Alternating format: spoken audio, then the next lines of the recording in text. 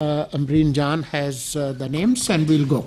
Mr. Nick, would you like to ask any question from the Minister about the elections? Sure. So what's your, assuming that there are any problems on election day, how quickly would these military units be able to be, how quickly could you deploy them? Probably less than the number of fingers on your hand in terms of minutes. Next is the national media. Mr. Farhan Bukhari. Thank you, Madam. So, first of all, let me thank you for being accessible, very accessible as you come to the end of your tenure. It's been very good having you as information minister, unlike some of your predecessors.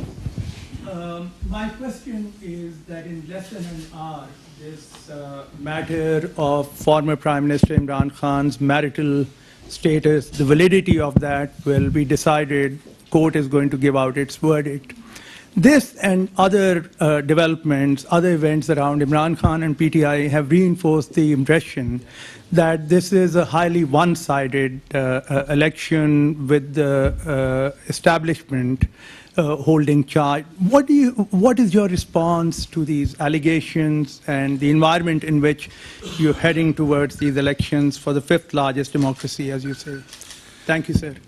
We are a free country, and they have every right to criticize anything, including the caretaker government and the courts. Media is free. They have been venting their dissent, and they have every right to criticize any judgment of the court. As far as the verdicts of courts are concerned, the caretaker government has no comment about those verdicts. We do not control the courts. And the establishment soon? We represent the caretaker government of Pakistan that's put in place legally and constitutionally. Mr. Afzal Raza, would you like to ask any question? Thank you, Mr. Minister. I want to ask,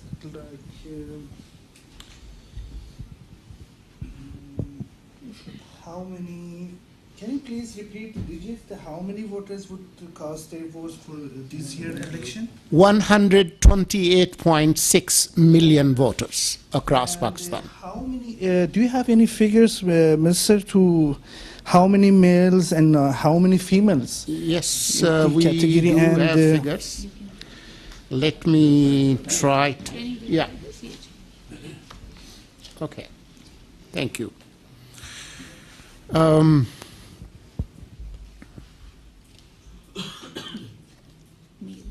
That's the percentage. Okay.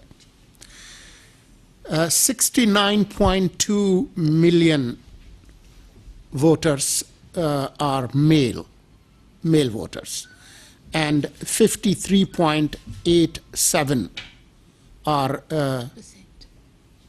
no, that's the percentage. I'm sorry, 59.3 million female voters. But if you look at the previous statistics, this gap has been bridged to a great extent.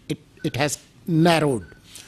So more women voters have been included. 2 million. 2 million new women voters have been added. So this gap is narrowing down, especially in Punjab and Sindh.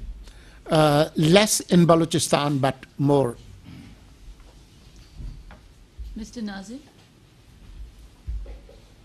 Thank you, ma'am. Sir, just a few days. Okay, just a few days before the elections and terrorist attacks increase in Balochistan and KPK. So, what do you think is the reason for the increase in these attacks, and what would you say about it? Thank you.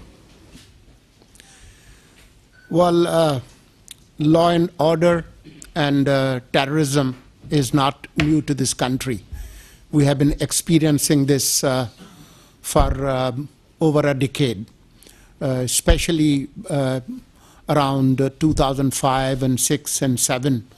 The 2008 elections were held in a very security threatened environment when there was a lot of terrorist activities. So that also continued in 2013. Especially after August 15, 2021, when Taliban took over Kabul.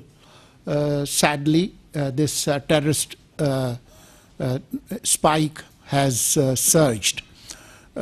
And there are operational collaborations between different terrorist groups. I'm sure you are aware of the recent UN report, how the terrorist groups of different hues and shades, including Al-Qaeda and TTP, they are active in Afghanistan, and they use Afghanistan as the safe sanctuary. So we are experiencing that threat, but our security forces are battle hardened, and we will ensure that elections will be held in a peaceful environment. Ms. Friedrich, do you have a question to us? Yes. Could you please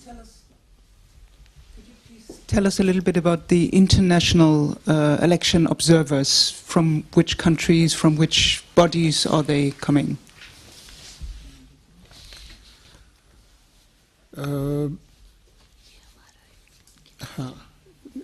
Do you have the figures of the foreign observers? I have.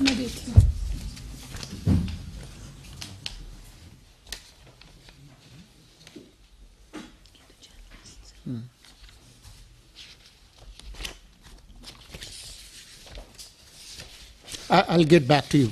Let me just pull it out and take another question in the meantime. Ms. Liuzen, do you have a question? No? Okay. So now we come to the last question. I'm sorry, I missed you. Yes. Mr. Matar. I'd like to ask about the economic situation. Pakistan, and especially the caretaker government, has signed so many MOUs with some countries, especially with Kuwait recently. And there was some news about that there will be reconstructing of the FBR, and maybe there will be change of the currency, the local currency. My question is about the economy. हम वापस आएंगे एक break के बाद। साथ रहिएगा।